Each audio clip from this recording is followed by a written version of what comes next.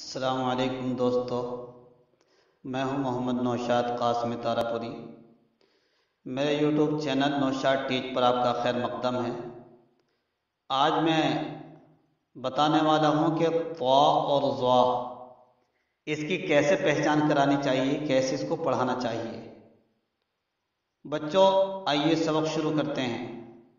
کل آپ نے پڑھا تھا صاد اور ضاد۔ کیا آپ سبق یاد کر کے لائے ہیں؟ چلیے ماشاءاللہ، اچھی بات ہے۔ ہاں، سبق سنانا شروع کیجیے۔ ہر ایک بچہ سبق اسی طریقے سے سنائے جیسے کہ ہم نے پہلے بتلایا ہے کہ زبان سے پڑھتے جائیں اور انگلی کے اشارے سے لکھتے بھی جائیں۔ ماشاءاللہ بچوں، آپ نے بہت اچھا سبق سنایا۔ چلیے پہلے آج کا ہم سبق پڑھ لیتے ہیں۔ آج ہم پڑھنے والے ہیں طا اور ظا۔ دیکھو بچوں، آپ نے اپنے پارے میں اور اس کتاب میں آگے کہیں کہیں ایک پیش لگا ہوا دیکھا ہوگا کہ پیش ہوتا ہے لگا ہوا کہ گھمانے کے بعد دوسرے کی چونچ ایک دوسرے کے قریب کر دیتے ہیں۔ اس کے اوپر اگر ہم الف لا کر لگا دیں تو یہ طا بن جائے گا۔ پیش کے اوپر تھوڑا سا بیچ کے قریب جب ڈھلاؤ ہوتا ہے پیش کا، اس کے اوپر اگر ہم الف لگا دیں گے تو یہ طا بن جائے گا۔ اور طا سے کہیں گے طا سے طاق، کہیے طا سے طاق۔ گھروں کے اندر پہلے زمانے میں، اب تو شوکیس وغیرہ بنانے لگے، الماری سلیب ڈل رہے ہیں، پہلے طاق ہوا کرتی تھی۔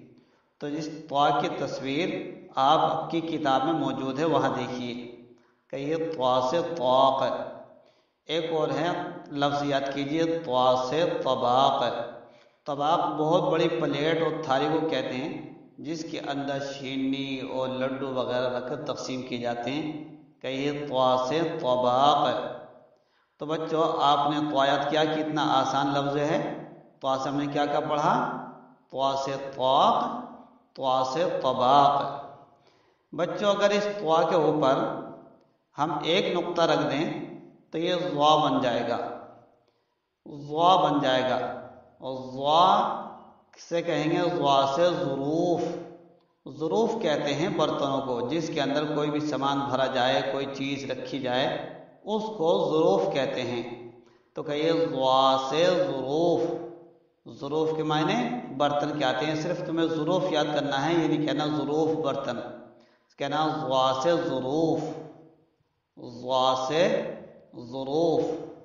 ظا سے ایک لفظ اور یاد کیجیے، ظہر۔ ظہر دوپہر جب ڈھل جاتا ہے، سورج ڈھلنا شروع ہو جاتا ہے، اس وقت کو ظہر کہتے ہیں، کہ ظا سے ظہر۔ ظا پہ پیش ہا ساکن اور را بھی ساکن، ظا سے ظہر۔ یا یوں بھی کہہ سکتے ہیں ظا خالی، ایک ظا خالی اور ایک ظا سے ظروف۔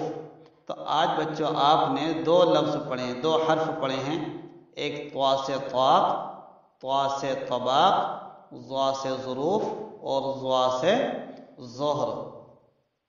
بچوں اس سبق کو کل آپ لکھ کر بھی لائیں گے، پھر ہم انشاءاللہ اس کا نقل یعنی املا کرائیں گے۔ اب آپ کی کاپی ہم نے چیک کری، ماشاءاللہ اچھا لکھ کے لائے ہیں۔ رائٹنگ کو اور صاف کرنے کی کوشش کیجیے۔ چلیے املا کر لیجیے، املا کرتے ہیں۔ لکھیے صاد، طا، سین، دال،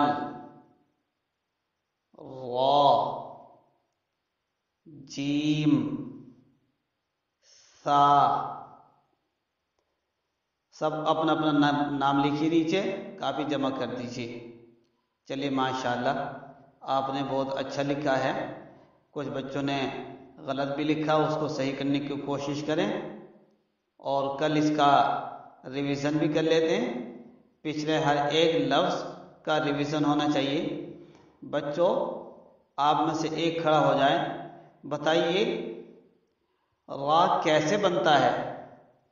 ہاں شاباش، ماشاءاللہ بہت اچھی بات ہے۔ یعنی کہ الف کو اوپر کو تھوڑا سا ترچھا اور نیچے کرسی بنا دیں گے تو یہ را بن جائے گا۔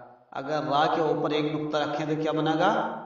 زا، شاباش۔ اگر اور را کے اوپر ہم چھوٹی سی طا بنا دیں جو तवा हमने पढ़ी आज उसको छोटी करके रख दें तो क्या बन जाएगा?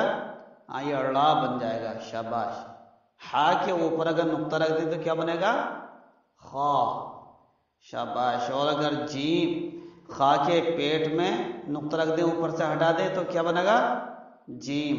बहुत अच्छी बात है। अगर हम बा के ऊपर दो नुक्ते रख दें और बा के नीचे अगर नुक्ता हटा दें तो क्या बनेगा? ता बन जाएगा। शाबाश। इसी तरीके से आप रोजाना याद करें। ये बात याद रहे कि जो लफ्ज़ जो हर्फ आप पढ़ें उसको उंगली के इशारे से फ़ज़ा में लिखना है और ज़बान से उसको अदा करना है। इंशाअल्लाह कल हम पढ़ेंगे आइन और गईन। हम ये थोड़ा थोड़ा सबक इसलिए पढ़ा रहे हैं ताकि हमारा पिछला सबक याद रहे, हम भूल ना जाएं। आगे को जब आगे थोड़ा थोड़ा बढ़ते चले जाएंगे और पिछला थोड़ा थोड़ा याद करते चले जाएंगे। और एक वजह यह भी है कि एक ही तरह के दो हर्फ हैं, यानी इस ख़ानदान के दो हर्फ हैं, तो इन दोनों को एक साथ पढ़ लें ताकि हर एक का ख़ानदान अलग अलग हो जाए।